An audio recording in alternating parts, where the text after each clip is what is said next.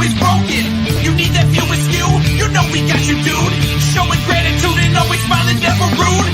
Top 5 movie reviews and what's new. We bringing out the big guns when we coming through. Welcome to the stage. Come on, enjoy the taste. Hurry up, don't come in late. You know we love it, the sacred thing.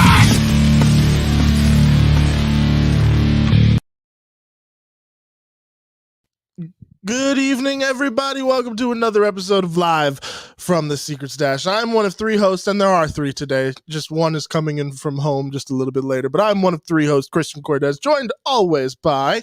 I'm Michael Zapsik, and the lovely and talented Julie Zapsik is at home because we can just ignore her while she's at home as easily as we can ignore her while she's here. Absolutely. Dickweeds. How you doing, Mike? I'm doing swell.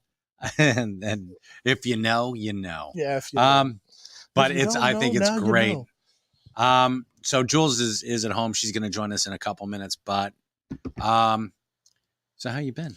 I've been good, man. It's been a kind of a productive week for me. I got a lot of like writing stuff done, a lot of like things I needed taken care of done. I saw some real goofy that I wanted to that I shared one of which with you. Yes. And I wanted to showcase the rest of these to you I and would the public. love to see this. So for those who know and for those who want to know, I love me some Hanna-Barbera. I love it. I love that art style. It just... It evokes memories from childhood. Absolutely. I mean, that is the most pure form of, and believe me, it does that for me as well. Those the title cards. The title card looks. Those are like Yippee Yappy and Yahooey, the Magilla Gorilla Hour, Peter Potamus, Wally Gator, Speed Oh Buggy. my God! And they would go nuts. I mean, Hanna-Barbera, they were the first ones who did crossovers. Oh yeah, they and did crossovers so many. Like I wouldn't even. Well, how about satisfying for a 7-year-old? So satisfying because we had Yogi's Laugh Olympics. Yes. We also had Wacky Races. Wacky Races were a little bit. They were in the Laugh Olympics, and we also had the Yogi's Arc. Yes. Oh my God. Which is really that's a strange one. I do remember seeing that like late at night one night, and I was just like, "What is happening here?" And then the weird, which you would think would be awesome, but if for whatever reason they did not stick the landing on this one, even it's on the list. Flintstones Meet the Jetsons. Yeah, that was a kind of horrendous. Like, and it had every right to be pretty damn good, and it was not. It was not. It was not. Although that was god awful. Well, first off, you're at a disadvantage because you're missing out on like some of the major talent voices. Yeah. Like Fred was dead. It was Alan Reed. He was amazing. And I mean, like the Flintstones' best era was like ending at that point. Yeah. No, Flintstones' best. They had ended back in the late 60s. True. So for me, like the peak era of the Flintstones ends with Man Called Flintstone, the movie. Yes. I love that movie. Great movie. Like the songs, the story, it's ridiculous. So ridiculous that it works. And I also love that when Hanna-Barbera would make movies, they would do it to just spite Disney. Because there was actually comments back in the day that people were like, yo, Hanna-Barbera can't make something to Disney quality. And then they were like, oh yeah, and dropped the Yogi Bear movie. Sure. And I love the Yogi Bear movie. Hey there, it's Yogi Bear. Not the Dan Aykroyd, Justin Timberlake one. That's a whole other story. No, let's not talk about that. That didn't happen. What are we talking about? No, that was an alternate universe. Yeah, but anyway, so I shared this with you on Facebook. Loved it. I adore this. We're getting into now the crossover of like the newer era drawn in that style of Hanna-Barbera. It's so good. And what I love about this too is that Cartoon Network Productions is technically what Hanna-Barbera became. Yes. Like it folded into Warner Brothers. Yep. And then Cartoon Network was kind of built from the ashes of that. Yeah. But there's more. There's some more. I think you'll like this one. Oh, that's great. Bob's Burgers. I love this one. I love especially how they draw the kids. Does Bob not look like Ernie's nephew, Kevin? Yes. I'm gonna text him that right now. Yes, It's so please good. do. Oh my god, that's so How good. awesome is that? Oh man, that's amazing. This one is a personal favorite. Oh, BoJack. Love BoJack Horseman. BoJack. I really like BoJack in this style. I think it actually works really You know, well. it'd be really cool if he had a guitar strapped to his back, like Quick Draw McGraw, Oh my god! like El Kabong. But- That would be great. But he never plays it. No, he doesn't. Never Doesn't- acknowledges. No, he's just a fucking, one of those. He's just He's a hipster. yeah. He's still BoJack Horseman, but he just carries it around. Oh, hold on. We had a question. Yes. Ashley wants to know what you didn't like the Goodman Moranis Flintstones. You know what? I absolutely had nothing. I love John Goodman. I love Rick Moranis. I love Elizabeth Perkins. She is. I had a crush on her like back when Big came out. Mhm. And Rosie O'Donnell. Rosie O'Donnell. She's Rosie O'Donnell. What did you ever watch the Chappelle Show? My favorite line from the Chappelle Show was the haters ball. And it's like, she wears underwear with dick holes in them.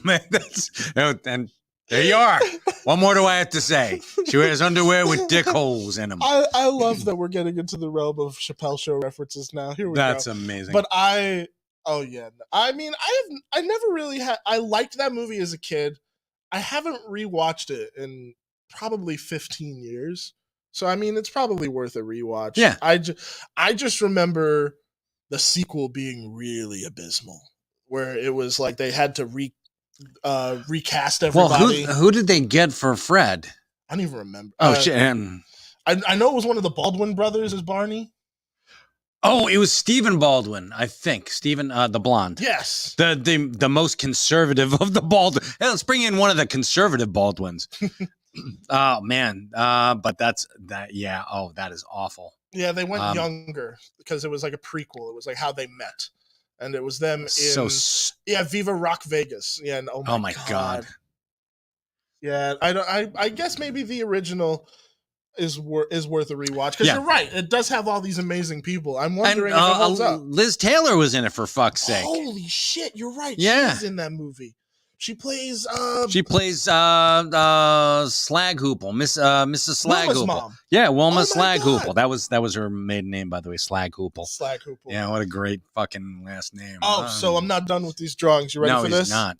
So I don't know if you ever watched this one. but Yes, this was I the remember Gumball. I love the Amazing World of Gumball. Gumball was. I never understood how. Was that kid adopted, the fish kid? Yes. He was? Yeah. All right.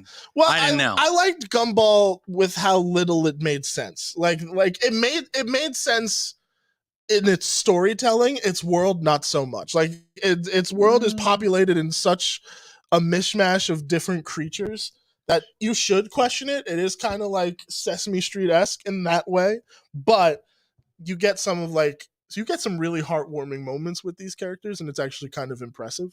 But I've always been a big fan of The Amazing World of Gumball. Currently a movie in production. This one I just saw. Hey, it's a Mario. Yeah, it's a Mario. What I love about this one in particular, Get your face off my glass. I love the Mr. Spacely type Mario. Of course. It's just so good. And then Dick Dastardly kind of Waluigi. Yeah. Wario. Wario. It's a Wario. Oh, I love it so much. I love it. Is that all of them? No, there's got to be. There's one more. I don't know if you know. Well, maybe you will. Five Nights at Freddy's. Freddy Of course. Fazbear and Friends. Are you kidding me? I have two sons. Of course I know Five Nights at Freddy's. Oh my god. One, I'm very excited for the movie that's coming out, and Yes. two, I think that a great tie-in would be to make this like as a 5-minute animated series somewhere, like a short form content thing. That would be cool, but isn't that the basic premise? No, I mean the premise is like these animatronics are like possessed, and I think that just the idea of like a silly little tie-in cartoon, like how they used to do for major movies and shows back Gotcha. in the day would be kind of funny. But Okay, here we go. Mark Addy. Mark What- Addy. Mark Addy. Oh, was that Fred? For the, Yes, he was Fred. Of course, he was born in York. On leaving school, he started work as a stagehand at York's Theatre Royal. Later attended the Royal Academy of Dramatic Art and he from played Fred 1982 to Flintstones. 1984. And in his starring role, Frederick von Flintstone. Yes, Fred Flintstone, as portrayed by Mark Addy. Then Stephen Baldwin. Hey, Fred, how you doing? Kristen Johnson as Wilma. That was not a good casting choice. Jane Krakowski as Betty. That's actually not was bad. a great choice. Wait a Oh, minute. and standing in for Elizabeth Taylor, Joan Collins as Pearl Slag Hoople. The Great Kazoo is Alan Cumming. That's not bad. Alan Cumming as the Great Kazoo. Oh my God, it was Alan. Harvey Korman as Colonel Gum. No, he was Colonel what? As Colonel what, buddy? Colonel what? Colonel. It just says Colonel. I think that is a classic. Wait, I think he's actually reprising a role because I think he used to voice Dear Lord. some characters. He on was the Great Flintstones. Kazoo. Yeah. Oh my God. Yeah, he was the Great Kazoo. But I think he was Colonel something. Oh well. Let me see what else was going on.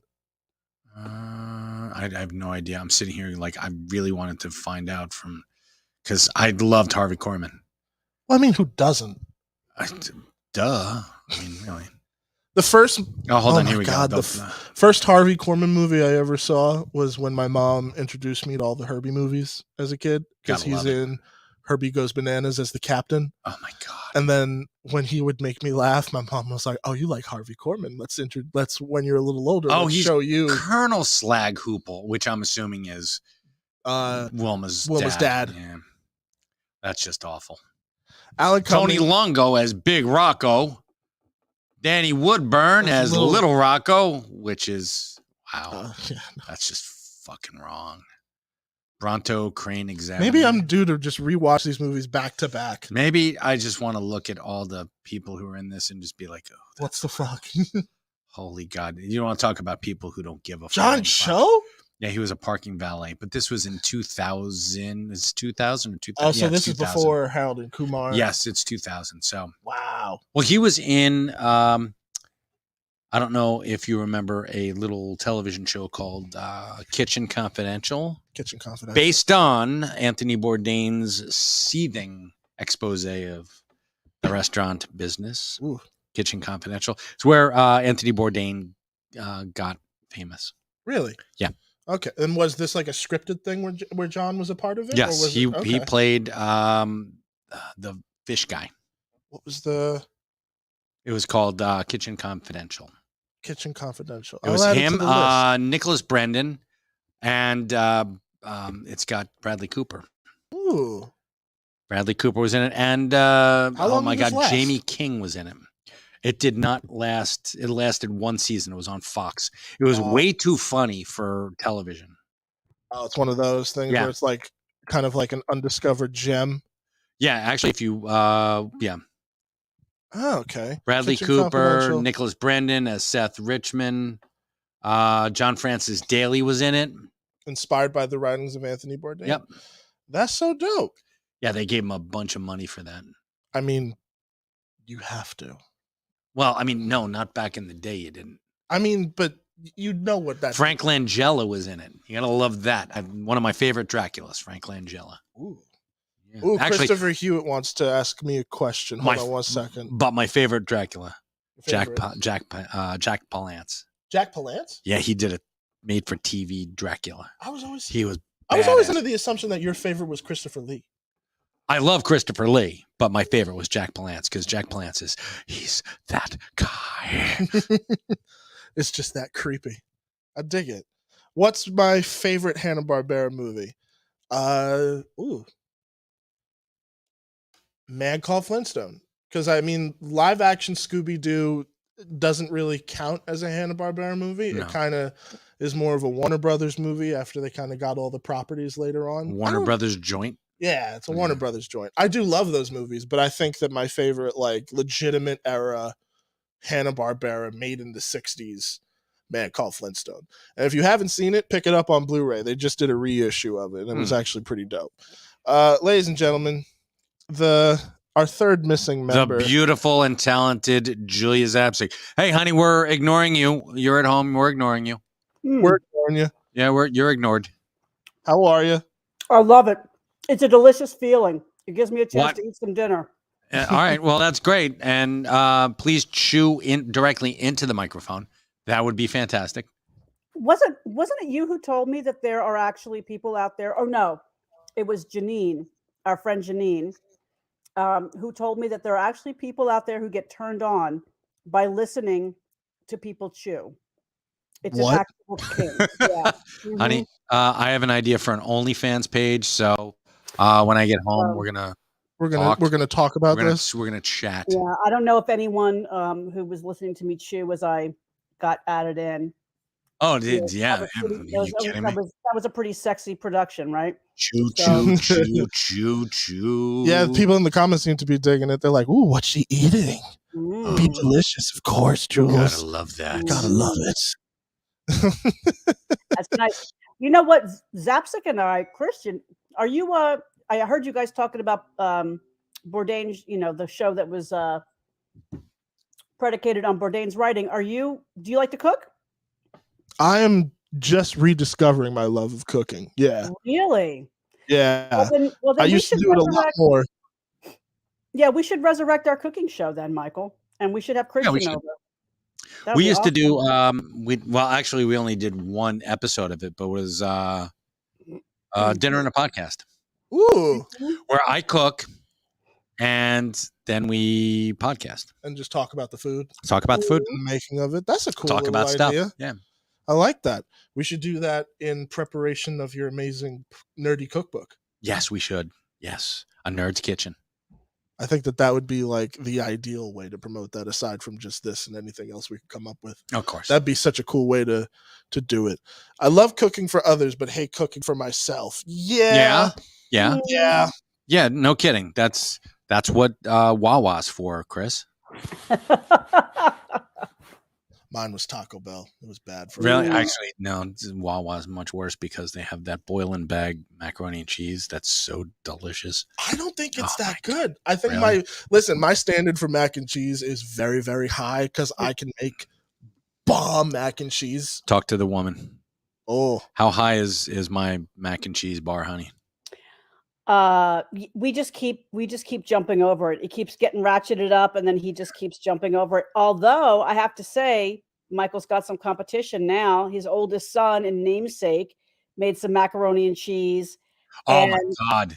Even My- Michael said, "Dude, I kind of hate you a little bit because this is every bit as good as mine." So No, it Padawan was actually, becomes I the hate- master. hate to say it, it was even better than mine. oh my God. Yeah. Were you Mhm. like, you're both angry, but then you're like, damn it, I'm so proud. I'm proud and I'm like, I'm hungry. So so many emotions going. Proud, hungry, angry. Oh my God. Yeah, no, my one of my aunts that have long since passed away shared the recipe with me when I was younger, and then was officially passed down to me by her son. And it's been like a Cortez family staple that I get to make, and I Ooh. love it. And every time I get to make it and I bring it to a party, all my friends are like, "Yeah," because I only make it like once or twice a year. Oh my God. What's wrong with you? Because that hype for it makes me happy. I enjoy bringing it out to the homies, and they're like, "Christian bought the mac and cheese." That's Like, how you do it. So I'm not talking about how I do it. Oh, man. All right, fine. No. Wait a No, minute. you can't. Yeah, you can't give away the secret sauce. But oh yeah, is that my timer going off? I have to go shut that off. But do you do like a little toasted crumb on the mac and cheese? Yeah. Yeah. Breadcrumbs? Okay. Yeah. You do a crumble. You got to do a little You crumble. have to, just a little bit. Yeah. Add a little bit of a crunch to it, but I do really enjoy cooking, like at least now, because I'm definitely in a spot where I'm trying to get my health in order, and Mhm. part of that is like cooking at home. Yeah. And I've been having so much fun figuring out and coming up with like meals that I really do enjoy making. Sure. Figuring out different ways to marinate chicken. Oh, you kidding? I'm going to give you 2. Ooh, Buttermilk. Butter. Yeah. Take buttermilk, salt, pepper, onion powder, and hot sauce, and marinate your chicken in that for a day. Or one of my favorites, also how I love to do it, is you get pickle juice, Ooh, okay. and you put your chicken in that. See, I've been wanting to try because I heard that that's actually the secret sauce of why Chick-fil-A's chicken is so good. Yep. So I think I will definitely be trying that. But I also have to be health conscious a little bit. So I think Gotcha. I'll try like the buttermilk one and the pickle juice one like once in a blue moon, just so I can be like, all right, Mike, let's see what amazingness can be cooked up with this. I get you. I understand completely, and I'm also trying to like shed 15 pounds. Yeah, I have to. So I will get back to you for sure. Popeyes does a brine too, I believe. Yeah, they do. I think it's a salt brine. Pickle juice is low carb though. Oh, isn't? Okay. Yeah. Cool. Mm. Yeah. Thank you, Chrissy. Oh, Chrissy, I wanted to tell you that we got your comics in the mail. Thank you so much. And if you want to send some to me, I will put it on sale in the stash. Ooh. You get 100% of the proceeds, my dear. Just you have to keep your eye on the prize. Make sure that we're keeping you. Can you go up a little bit? I Sure. know somebody did. Somebody asked a question. Sure. Oh, there we go. No, it's Silver Knight Kyle. You got to spend the afternoon with Harvey Korman and Tim Conway, choosing to hang with them instead of the Eagles during the Hell Freezes Over tour. Walsh found it hilarious. Frey and Henley not. You know what? I always thought that Joe Walsh had a great sense of humor. Glenn Fry he took himself a little too seriously, and from what I understand, nobody was like not really, a nice dude. Not a lot of people were really sad when he died, which is horrible to say, but you can ask. Let's put it out there. How many people are really sad that Glenn Fry passed away? But then also, you got to spend an afternoon with Harvey Korman and Tim Conway. Yeah, and that's amazing. Yeah, who gives a shit what Glenn Fry thinks? If Glenn Fry is like, listen, you could have hung out with me, but you chose to go with fucking the Great Gazoo. Absolutely. And goddamn right I did. Are you kidding me? Just to see them together. I would have loved to have been a fly on the wall, or I would have loved to have been able to being a fly on the wall. I would have loved to have inserted myself in those conversations. I would have been like, oh my God, I need to hear this stuff. The stories for days. Yeah. Like that's Carol Burnett, just the cracking up on Carol Burnett, breaking character. Oh my God, all those late night appearances. Yeah, think about it. See, I hope that someone was able to document all those stories, and they're just sitting on it, waiting for like the ultimate documentary. I would love to hear that, but if you, and I cannot stress this enough, you should read All About Me by Mel Brooks. Mel Brooks' his autobiography. It is amazing, and I love Mel. And Mel's 90, 95, 96. Yeah, and he'll live to 196. I'm hoping he lives to 196, but the odds are never in his favor.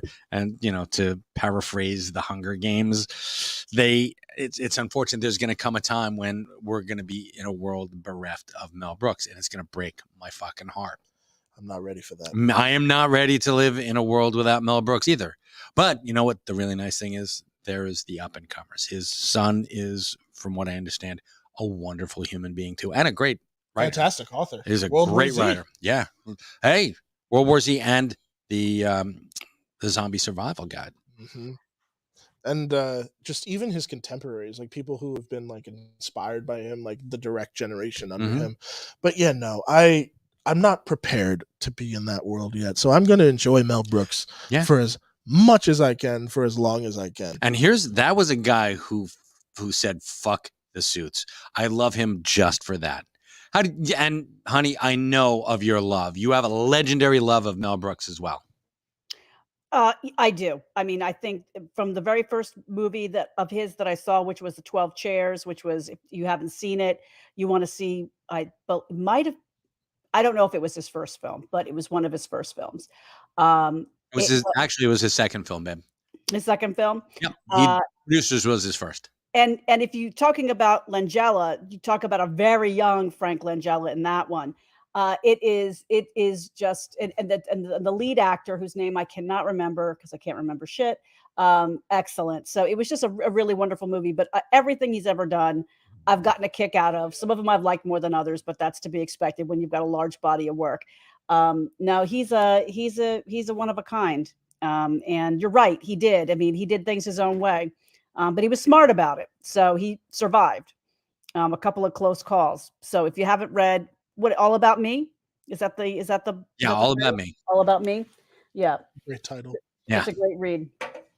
Oh my God. And his love affair with Anne Bancroft, I mean, was so sweet. Oh my the whole God. thing, yeah. She was and love of his life. the absolute love of his life. And she was she was a sex symbol in the 60s/70s. And you're looking at this gorgeous woman, sophisticated as hell, and then you've got Mel, who's he's Mel goddamn Brooks. And I mean, I look at him, I'm like, God, you are so authentically yourself. He's perfect. I just want to but he looks like you could pick him up and put him in your pocket. I would pick him up and put him in my inside pocket, and I'd go in there and I'd feed him like carrots and stuff. You've heard of Mel Brooks. Now enjoy Mel Brooks on the go for everyone. Yes, a Mel Brooks gnome. That would be great just to put in there and hey, what's happening, Mel? And he's like, oh, I think I see a piece of art coming down the pike with. I was just about to say Mike walking around with a quick stop smock on, and in that little pocket. Mel Brooks right in my side pocket. That would be awesome. I don't know. I feel like that'd be just a great bit in some sort of show or movie where the character for whatever reason just sees a mini Mel Brooks in his pocket, and all his friends thinks he's insane, but it's Mel Brooks played by himself. Yeah, and he's just the gnome in his job. And he's telling him what to do. Yeah, exactly. You know what? You should tell that guy to go fuck himself. Mini Mel, your pocket director. That would be great. That's exactly it. Thank you, Ryan. Chris, what do you think, buddy? Yo. Oh, Ashley, now I am so jealous. Oh my God. I am no, what did Ashley say? She said that she and Joe met and she got a kiss from him. I would love a kiss from Mel Brooks. Seriously? Mel Brooks reminds me of not in his warm and cuddly way, because my dad was not warm and cuddly like that, but in that bigger than life kind of persona. Yeah. That's where Mel and my father, I would love to just spend a day with him. With Mel Brooks? I would love to take him out for lunch at Katz's. Oh my God. Just having a pastrami sandwich, some matzo ball soup. I think I'd cave from the pressure. I'm sorry, what? Did Katz's change owners?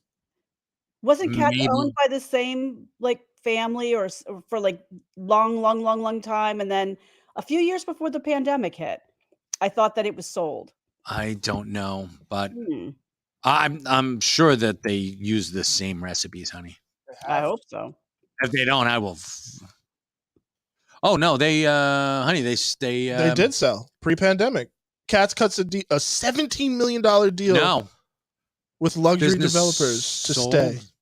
It's air rights and neighboring. Okay, no, no, they're good. Oh, they're good. No, they didn't sell. Oh, I misread. No, they what they did is they spent some money to stay where they are. Oh, that's dope. Wait, someone just pointed out they did the same with Sam Kinison in that old sitcom, In the Pocket as the lead's conscious. Was that Herman's Head? That wasn't Herman's Head. Are you talking about Herman's Head? That doesn't sound like Sam. I don't think Sam Kinison was in Herman's Head. Was Sam Kinison the guy who screamed everything? Yeah, he screamed everything, right? Yeah, yeah. Oh my God, the great Mel Zoo. That's just what he is. He's the pocket director, the great Melzu. Somebody pushed something underneath the door out front, and I'm kind of afraid, but I'm also kind of curious. Ooh. let's see what you- Yeah, somebody One- pushed something underneath the door, and I'm gonna go get it. It's I- probably I a wanna- bomb or anthrax or something. Let's hope not. Oh my god, Mike. Oh, If dude. so, it was good knowing you, man. Yeah, I'm glad I'm here, man. Go for Hey, on you. ladies and gentlemen, what does anthrax taste like? Just so we know. Well, if there is white powder in there, I would advise you not to imbibe. If it's not the fun white powder, okay, no Puff, problem. yeah. I'm Mm-hmm. gonna snort it anyway. Mike's like, Mel sits upon the throne of the comedy Mount Olympus. He does. Now, has his History of the World Part 2 come out yet? Yes, it's out. Yeah. Through the World, Part 2. I think the whole show is out now. It is him. I'm trying to think who else is in his league. It would have been Carl Reiner. Carl was in his Carl was in his. Well, I mean, they were best friends for God's sakes. Leslie Nielsen. Yes, I would put Leslie in there. Leslie was amazing just for Airplane alone. Hold on one sec before we continue with this. Yes. I love this comment because it actually reminds me of one of my favorite scenes that still to this day makes me laugh in History of the World. Saya, you look like the piss boy. Oh yeah, you look like a bucket of shit. Yeah, that was. I fucking love it. I think Harvey Korman would be in there. Harvey, who I mean, and most of these guys are people that Mel worked with. Peter Sellers. Oh yeah. So many people. Peter Sellers actually is the reason why The Producers was such a hit. Really? Yes, because Gene Wilder. Gene Wilder would have. Gene Wilder wasn't just a comedic actor, though. No, but his comedy was so damn good. His timing was impeccable. He was amazing. Guys, let us know in the comments. Yeah. Who would you put on your Mount Rushmore? No, of Mount comedy? Olympus. Let's Mount go. Olympus of You can have comedy. 12. I mean, there's no need to just have 4. That's fair. That's Yeah, fair. Mount Olympus, like Mount the Olympus. 12 gods. So good. Christian George Carlin. Christian Cortez. Oh, yeah. Christopher Hewitt says you're up there. So Oh, I'm on there Attaboy. with the greats. Wow, Oh, damn it. wow. Richard Pryor. Richard Pryor. Richard Pryor would have to be on. Mm-hmm. Carlin. That was good. Carlin, yeah. We did have a question. Rodney Dangerfield. Rodney Dangerfield. Dick Van Dyke? I don't know.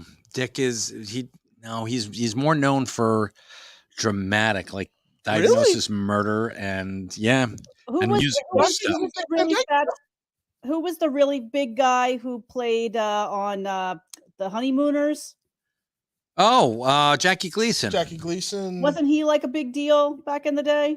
Yeah, he was very good on improv. Mm. Lucille Ball, she'd have to be in there. Oh, we just got a confirmation. Madeline Kahn. Madeline Kahn. Yes. Charlie Hoover was the sitcom with Kinnison as the miniature concert. Oh, okay, cool. Thank you, Charlie Hoover. Don't remember it, but cool. I'll check it out. Now I'm gonna have. And to the Robin Williams. I think yes, I think Chris Hewitt. Did Chris Hewitt just ask when those prints are going to be ready? Yes. So I don't know. I mean, I think Michael's still got his Sharpie out trying to color them all in, right, babe? I am. Yes, they're all. They're very placemats. They're Denny's placemats. It's very And difficult to replicate their art to a T, and we're not artists, so it's taking us a minute. Yeah, we have draw each one. It's like the Gutenberg print. Steve Gutenberg? No, he's not up there. If anything, he's in the. Charlie Chaplin? No, not John. Maybe, I don't know. Because we're talking a different era though, like Three Stooges. I'm sorry. Did you say Little Abner? Gilda Radner. Gilda Radner was good, but I think Madeline Kahn is better. Better. Engelbert Humperdinck made a very distinctive recommendation: coked out Chevy Chase. Not sober Chevy Chase. No, if we're gonna go for an SNL guy, it's got to be Belushi. Okay. Because he was, Belushi. Or what about the dude from Ghostbusters? Bill Murray? Bill Murray? Yeah, Bill Murray. How about No. Harold Ramis? Murray's good. Murray's funny, but I don't know. Key and Peele. Key and Key Peele. and Peele. Comedians? They are. They are. Bob They're Odenkirk. comedians, and they also are multi-talented. They do more than that. We're well. I- Yeah. I could watch their shit over and over again on repeat and laugh every single time. John Candy. God damn it. Yes, John Candy has to be in there. I mean, my Bob God. Newhart. Bob Newhart was fucking awesome. What am I saying? He's not dead. He's awesome. He's still kicking. He is. The bastard's still kicking, which is great. I love it. Ryan, we're talking more comedic people. Ernie Hudson. Ernie Hudson's great in comedic roles, but he's more of like an actor. Yes. Tina Fey. Tina Fey. Tina Fey is very funny. Dana Carvey. Jay No. Boyd. No. Dana Carvey. No. No. Foster Brooks. Yes. Foster Brooks was very funny. There are a lot of people going to be out there like Joey Lawrence. Johnny Carson. Carson was less of a He was a facilitator of the comedy. Yes, he was. Oh my God! Fucking Mr. Warmth. How did?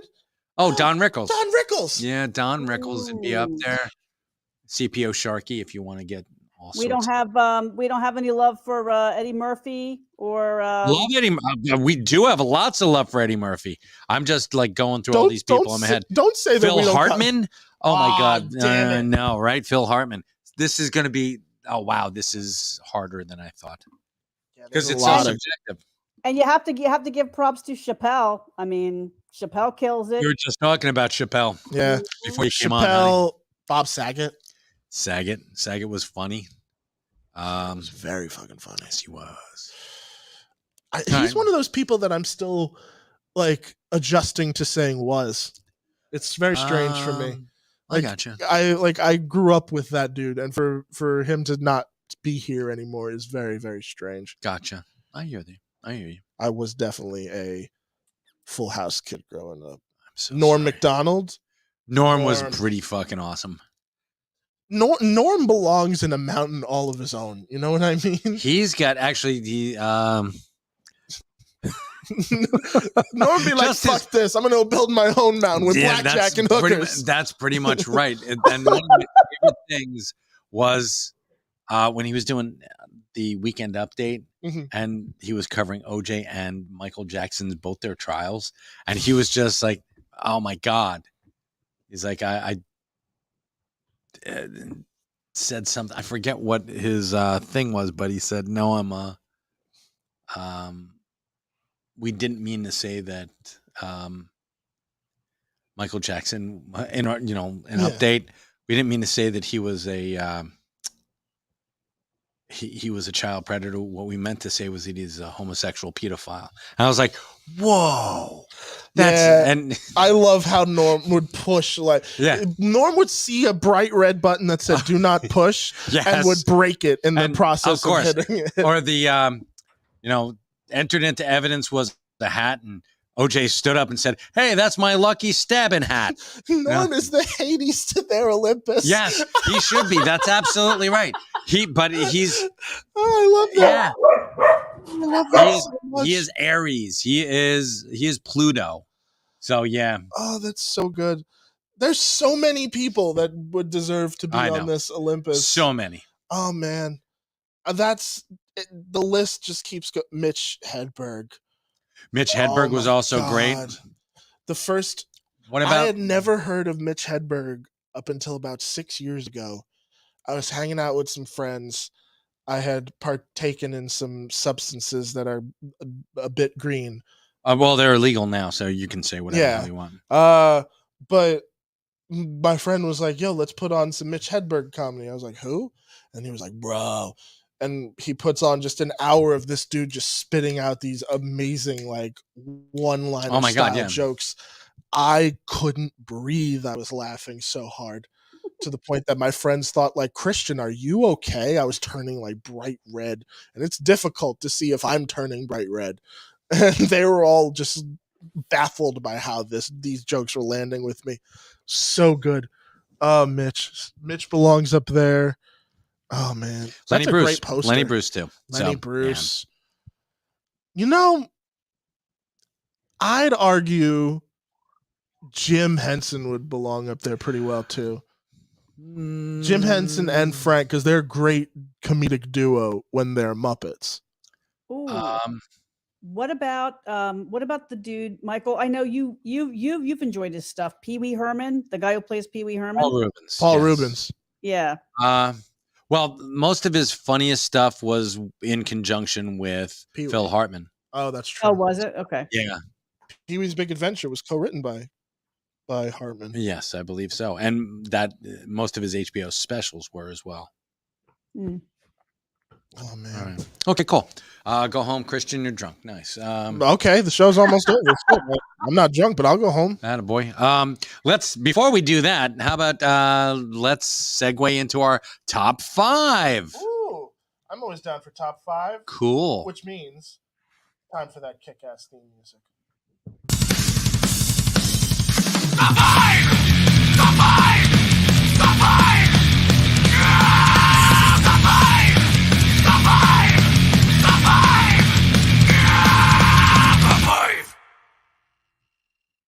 All right, Mike, what you got? This week we have Christian Cortez's. Well, it's not my book, but Wow.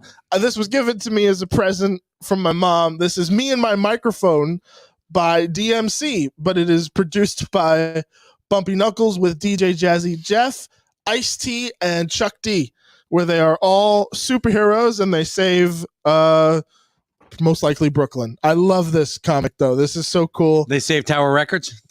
You know what? Nobody can save Tower Records. Sorry, buddy. But they're bringing Tower Records back. That'd be so great. That'd be fantastic. I miss and love I Tower Records. I would love to see Empire Records. Did you ever buy one of those mixtapes that they would put together for you? No. Oh, that was great. Oh my God. But we still have like the original bags at home. But anyway, this is a comic where all the artists that I just mentioned team up to act like they are superheroes. I would love. Is that Ron Jeremy?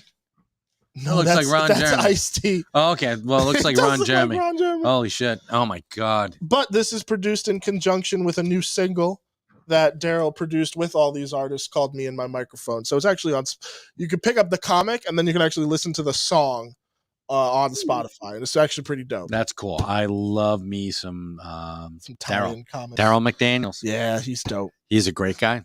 What you got? We are top heavy. We are top heavy, I tells you, for indie books this week. I'm going to start off with Archie Horror. The Chilling Adventures presents The Cult of That Wilkin Boy. We've seen this before. I'm going to just say 2 words. Actually, 1 compound word and 1 regular word. What you got? Crossroads Demon. Oh, That's all you okay. need to know, folks. Crossroads. Archie Comics Demon. kills it with the they know they kill it with They the do. horror stuff. Oh my God, They so do, good. and it's because it's familiar faces in unfamiliar and unsettling spaces. That's what they should come to me for these things. They should. They should. Numero dos, Plan 59 from Outer Space. Mm-hmm. Since plans 1 through 8 went awry, we have plans 10 through 58 to contend with as well. So this is actually pretty cool. I'm willing. I love me some Ed Wood because Yeah, I was he about to makes say Plan 9. absolutely no fucking sense. So and there's the original Fuck the Suits guy. Oh yeah. So so Plan 59 from Outer Space. This is let's see who made this. Michael Dorce and James Mejia. Art by Joaquin Gonzalez. Colors Danielle Caramanco. And lettering Taylor Esposito. And CB Zane did this cover. And I am willing to give this was good enough to wish to read the second issue. So Yeah, it was I found it a little jarring because they do that weird thing where they kind of drop you into the middle of the story.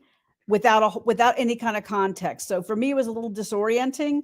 So I really had to just, after about 2 or 3 pages, just kind of really stay in the moment. I guess it's a good Zen practice because, in order to get your bearings, you just kind of have to keep walking with that character to whatever they do next, and not ask yourself a whole lot of questions like, well, wait a second, did I miss something? Like, how is this connected to that? And what's going to happen after that? And what's you just have to keep walking with the character. So I don't know if that was intentional, or if that's just a happy outcome of the way that the writer was thinking about the story. I'm not sure, and I'm not really willing to get in touch with him to find out. We like the comp. We don't give it that much of a. We don't care that much. We don't give it that much of a damn. And this is The World of Tomorrow. Ooh. This was I'm gonna give you the elevator pitch for this. It is Galaxy Quest meets The Twilight Zone. Mm-hmm. And my favorite of this week's top 5. I thought it was great. It is everything you've already ever seen or heard. There is nothing. Not one original, new, shocking aspect to the storytelling. And yet the way that they brought these archetypal characters and themes together really makes you hungry for issue 2. At least it did for me. I thought it was great. Wow. What a great selling pitch, of those 2 things that I adore. Yes. That sounds awesome. All right.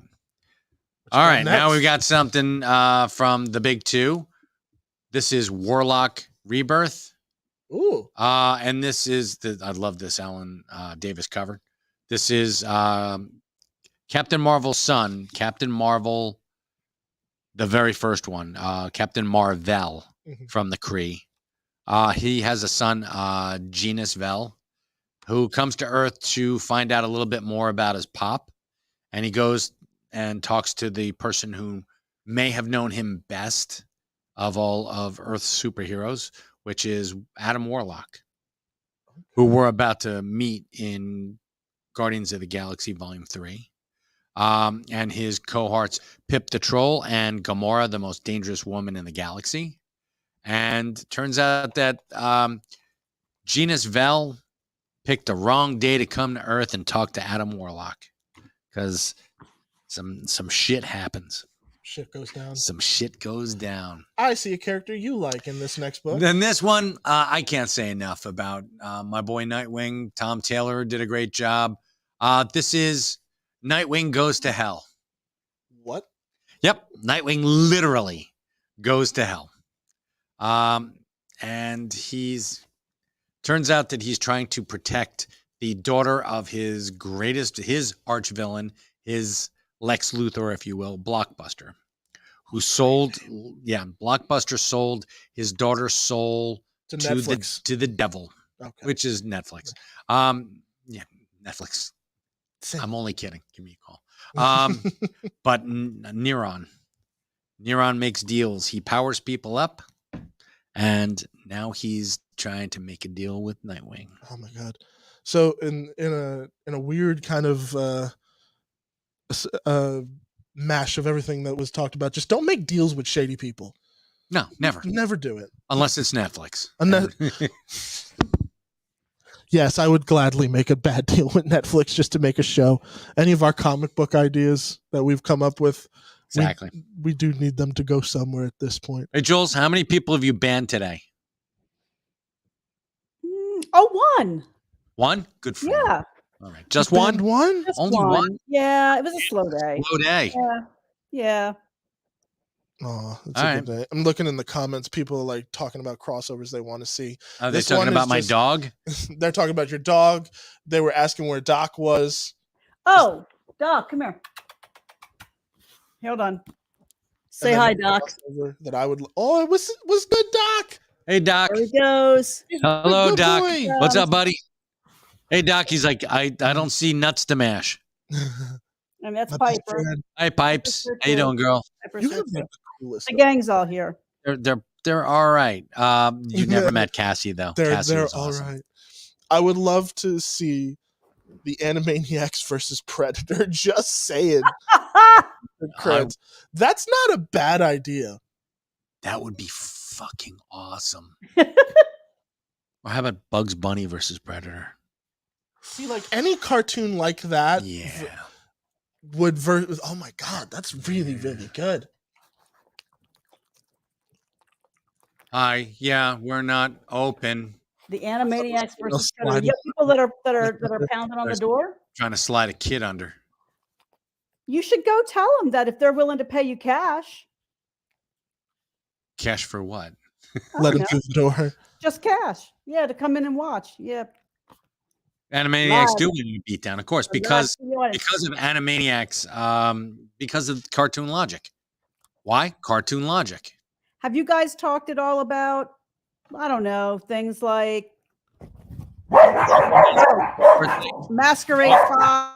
Dogs who bark? No, we didn't. We're gonna do our homework in a bit. I assumed we were gonna talk about Superman's 85th anniversary for Yeah. like a split second, and then we're gonna do all our homework and announcements. Like one of the announcements being that one of our good buddies who's come through the Secret Stash has signed with Marvel. Yes, we're allowed to say that, right, Jules? Yeah, I mean, Chris has signed the paperwork and he's already he's already on the job. So I think it's fine. Sorry, guys. No worries.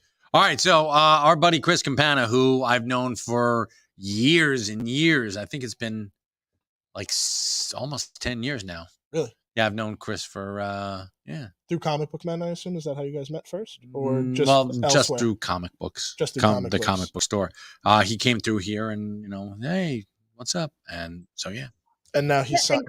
and Chris came in for he was a signer. He was last year, right? He was one of our yes, first. we had him do I signing. mean, he came in to do. He's an artist, so he came in and did a day of sketching in the Mhm. store.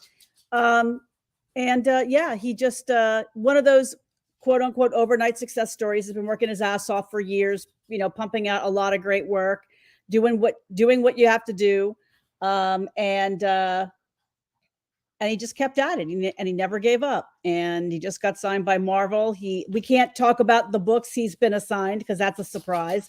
But let me tell you, as soon as we can, we will, because they're exciting, and everyone knows the characters that he's going to be working on, and it's going to be hella amazing. And I was thinking this afternoon as I was putting that together, we have Chris who came in. He's been a friend for a long time. Yep.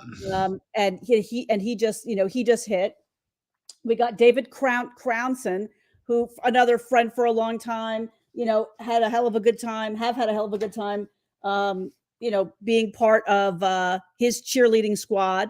And, Harriet Tubman, Demon Slayer, terrific book, being turned into a Hulu live action. I'm so ready for that. So it's like you come through the doors of the Stash, you're almost guaranteed to be fucking big time, right?